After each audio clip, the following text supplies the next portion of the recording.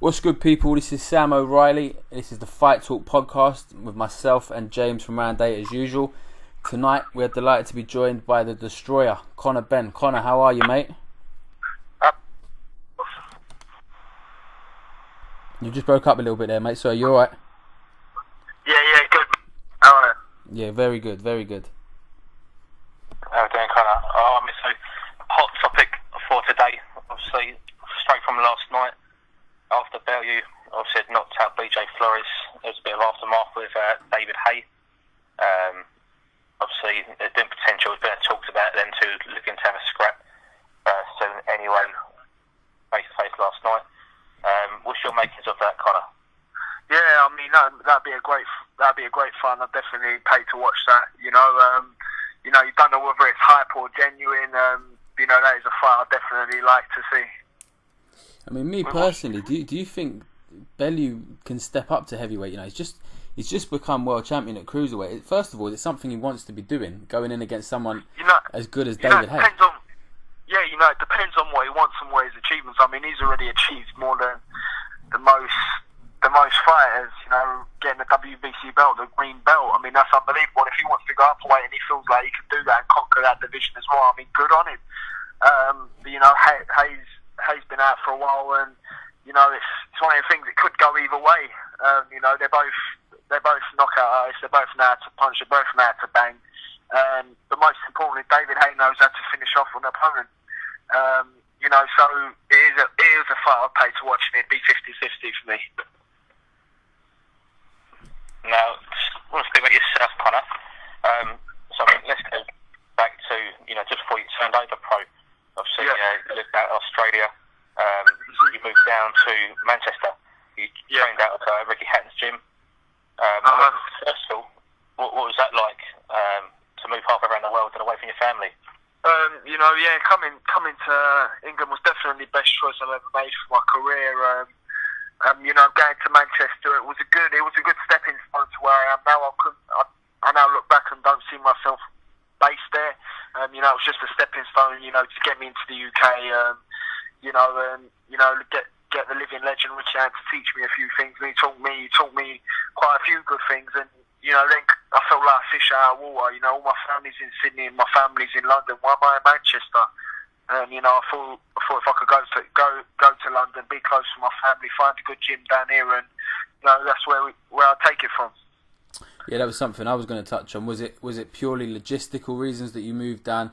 Obviously, in a very good gym, Tony Sims. Was that just you wanted to be down south for family reasons? No, there was a lot more to it. Who doesn't want to be in London and fight under Matchroom? Do you know what I mean? And I felt like a fish out of water up in Manchester, and I felt more. It's more about where I feel at home and where I feel comfortable. I'm still young, and all I want to do is feel comfort. And I feel comfortable in the gym. I get in the Matchroom stable. I get along well with every fighter in the gym. I click well with my trainer, because if I don't click well with my trainer, you can't have someone telling you at 6 in the morning when you've had the right up with someone, had a fight with someone, and he tell you what to do. You're going to screw up your face if you don't have that bond with your trainer. Do you know what I mean? So I put my toes between my leg, and I listen to Tone. Now, you're just one of a number of next generation boxers on the scene at the minute. I mean, you got Junior, Tommy Morrison's boys are pro in America. Bruno and Holyfield's sons are across the amateurs and pros as well. Yeah. I mean, out of just them names, or anyone who have been in the sort of the family industry as such, who do you think can eclipse their father's names potentially, or go on par? I think Chris Eubank Jr. is an unbelievable fighter. I think when he starts stepping up to fighting world-class opponents, he'll show what he's made of. So I definitely think Eubank Jr. will go places, and that's only the really person I know, like father, like son. Yeah. Now, obviously, it brings that extra added pressure, having the Benn name, the name of of a legend like your dad. Obviously, that's an added pressure in itself. But is it an added pressure to you that you sort of have to learn on the big stage? Like you said, you wanted to fight on the Matchroom shows. You're 20 years old. So it's a massive stage, but you're having to learn your craft on the big stage. Is that an extra pressure, Conor? Yeah, of course it is. Of course it is. I mean, sorry, my dad's just here talking to me. Want to go? Yeah, because no, it is added pressure. You know, that's always going to be there. But I just got to remember why I do it, for the love of the sport. You know, I made mistakes. You know, I'm going to make mistakes live on TV, and you know, it's a choice I've had to make by turning pro so soon with such a little amateur background. But you know, it's all there, and you know, it's just living and learning. You know, I've got more supporters than I've got haters, and you know, that's what it's about. Is there anyone that, I mean, I know you say about your dad in the sport. Do you ever watch any footage of your dad back in the day, or is it anyone that you watch in particular? No, of course, I used to just watch my dad. Yeah, no, I just used to watch loads of my dad. Like, while I was in school, not doing my schoolwork, I just watched my dad on YouTube and just watch loads of it. Yeah, I've never done any schoolwork, to be fair. I suppose it kept you disciplined. Do you still watch footage now when you're fighting and training? Do I watch my dad? Yeah. Yeah, all the time. You know, you watch it. You know, his fights are just like something else. Do you know what I mean? Like, just yeah. Sorry, sitting there, I think I'm giving him a big head. Do you feel like because of his you know, his style of fighting, you know, is it easy for you to try and want to fight like that, or do you have to, obviously you want to make your own path, but your own style of fighting as such? You look at your dad in the wars and what a brawler he was. Do you try and stay away from that side of it and box, or? No, I don't try and stay away from it. I just do what I got to do. But the thing is with my dad's style, if you ain't got power, you're in trouble. You got to have a really good work rate. Do you know what I mean? So, because the way his style is, it was bang them out sort of thing, and have a good work rate. Whereas if you ain't got that work rate, you ain't got that power, you're in trouble. Really. So I just try and do what suits me, so I don't get gassed by the third round. And I know Sam mentioned there, you know, is it added pressure? I mean, is it a benefit as well for yourself having him in the sport? Yeah, of course it is. I mean, I'm driving a 16 plate Merc and got my own little pad in Brentwood because of him. You know what I mean? I'm not going to deny that, but I don't have to work a 9 to 5 and then go gym at night. You know, I've been blessed. You know, the Ben name does go a long way, but you know what? I'd rather fight on York shows without the pressure I've got on me. You know what I mean? So it comes hand in hand, really. You know, you don't. Yeah, it comes hand in hand. Is that part of the motivation then? Because, like you say, you've got more fans than haters, which is a very good thing. But if you know, if the worst happened, you had a fight, you got defeated next, people will be quick to say, oh, you know, he's never going to live up to his dad, and so on and so forth. Yeah, that's it, mate. It's going to come either way. Listen, when I have a victory and I don't perform the way I should perform, I go back to the change room and I'm upset. I don't know how I'd handle a defeat.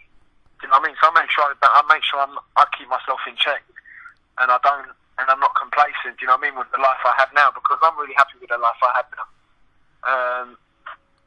But I've got to look beyond that. Do you know what I mean? Yeah.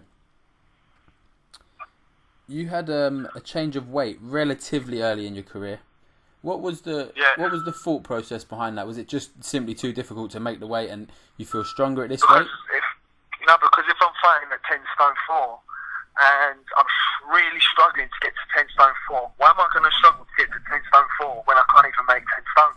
It's zero logic. Do you know what I mean? If I can make 10 stone, that's alright, but I couldn't see myself making 10 stone. So why am I going to kill myself to get to 10 stone 4? Yeah. There was no need. Whereas if I just fight that 3 pound heavier, I feel a lot better. Why not? Do you see yourself moving in weight again in the future? Yeah, of course I do. You know, this is all just like testing the waters, really. I've got to get to know my own body and learn how it operates. And you know, I'm still growing. I'm still a baby. Do you know what I mean? And I've never done training like this in my life before. Yeah. You know, it's different intensity. I'm training 3 times a day. You know, so it's all just learning. Do I think I'll go up more weights? Yeah, of course I do. But I will hold water for as long as I can. Yeah, is that the And who knows? Maybe light water. We don't know. It's all testing the waters. We'll see. Do you know where your next fight will be? November the 26th on the deck, Jusor and Dylan Whiteville. And then December the 10th on the Joshua Bill. I think you've given us a bit of inside information there, Conor. I don't even know if he's announced that officially yet. I don't think. I just realised. I don't think he has. Don't put it out there. Oh, it's a bit late now. I think most people listen. John Wayne Hibbert spoke about it. John Wayne Hibbert's on the bill. I think it's going to be coming out within the next sort of 24 hours anyway, mate. So I don't think that's a problem. Okay, we'll put this out in the next 24 hours then. We'll put it out. I'll tell you what we'll do. We'll put it out Monday evening, Conor, just for you, mate. So Eddie don't tell you off. Yeah, quality, bro. Thank you. That's at welterweight, obviously. Is the short term staying at welterweight? Are you going to look into win a British title at welterweight? Listen, we'll see. You know, I'm happy where I am at the minute, and I'm really still learning. I mean, you've only seen the tip of the iceberg with me, really. You know, so when we start talking British titles, 2 years after I've had about 18 to 20 fights, when I know what I'm doing, I know my body, I know my power, I know what I can do. Well, that's when we'll have this next interview and we'll talk about it then. I like the sound of it. Question sent in on Twitter, Conor, for you, from Lewis Miller. Two questions. Firstly, what's your plans for 2017? And sorry, say that again. What's your plans for 2017? 2017. You know, keep bringing in the wins, and you know, getting that paper. And really also getting that paper. Lewis also asked, who's your favourite current fighter? Who's my favourite current fighter? Any weight? Yeah, I'd probably go Alvarez. Golovkin. Miguel Cotto. You know, I'd probably say Miguel Cotto out of all of them because I just like the way he is, the way he carries himself, the way he's just an absolute savage. Yeah, I do love a bit of Cotto. I got a good question in from Twitter for you. Yeah. Is your pro career going how you thought it would at this stage? In terms of outside the ring or inside? I suppose both. I mean, it's double-edged, isn't it? Obviously, inside you're still I definitely didn't think I'd have my debut at a packed out O2. You know, and I definitely didn't think I was going to be driving a 16-plate Merc. So it's gone very exceedingly than what I thought it was going to be. I was planning on staying amateur for 3 more years. You know, me and my dad planned on staying amateur for 3 more years, and you know, it just what a turn life's taken. Was that just Eddie? Was that Eddie getting involved and giving you the opportunity? Eddie goes to me, I want you on the next O2 bill, and I told my dad, and then we just done it. Jesus, try and turn that down. You know, you can't turn that down. Who would turn that down? But listen, look at AJ. AJ's in the space of 3 years or 2.5 years, something like that, gone from amateurs to world champions. So you know, if you're managed correctly. That's it, exactly, mate. Who knows? You know, I got my dad. You know, as my manager, and you know, he's going to be with me this whole camp as well. And you know, you'll see a different fighter. Do you think if your dad was with you in the corner? Sorry, James. You got someone like obviously you like to do yourself. Your dad goes back home for a little while. Do you think it would benefit you having him in the corner with you, or do you think it's sort of he just likes to step back and let you be your own man? I'm thinking obviously. I'm looking at the Eubank Jr. situation where his dad's very much involved in every single aspect. No, you see, I know my dad don't want to be in the limelight, but would it help to have him there in my corner? 100% it would. 100% it would, because you know there's no one who cares more than my dad. When I'm in the rings, you know, my dad knows what it takes. So yeah, it would be great to have him in my corner, but I understand he don't want to be all in the limelight. But at the end of the day, even if, say, he is my dad and he does get on my nerves, at the end of the day, he's a living legend. And, you know, that's the way you look at it, you know. Now, I have one last question sitting on Twitter from Harrison. A great question as well. What part of your skill set would you like to improve the most? What part of my skill set would I like to improve the most? My bobbing and weaving, head movement. Yeah, that's what me and my dad are working on this camp, is my head movement. You know, being more explosive, slowing it down as well, generating power, spreading my legs. You know, there's a lot of things that I need to get, but I would say bobbing and weaving and getting that rhythm, because then your power automatically comes. Yeah, definitely, it's in the technique. So while your dad's over here he's here for your camp up until the 26th of November. Is that what you said? Yeah. Yeah, correct. So how will it differ between obviously what you usually do when you got with Tony Sims and all the boys in the gym, O'Hara and all the other good lads in there, Ted Cheeseman and so on? How much will your dad get involved in that side of it, or will you do your own thing on the side with your dad? No, he does. He comes in the gym and he trains with me. He comes in the gym with me to Tony's gym, and we train there and we do bits. So Tony asked him to, so it's going to be a good one. You ain't got no problem keeping up with you youngsters, no? Mate, he's still got it in him, I'm telling you. I'm trying to keep up with him, mate. Well, listen, I'm due to meet Ted Cheeseman for an interview in the next couple of weeks. I'll pop down and say hello when I'm there with him, mate. Yeah, definitely, mate. Listen, it's been a pleasure for us to have you on the podcast. We really appreciate your time. Say hello to your dad for us. Will do, mate. And listen, we'll talk to you soon. Thanks for coming on the Fight Talk podcast. Nice, God bless, mate. Take care.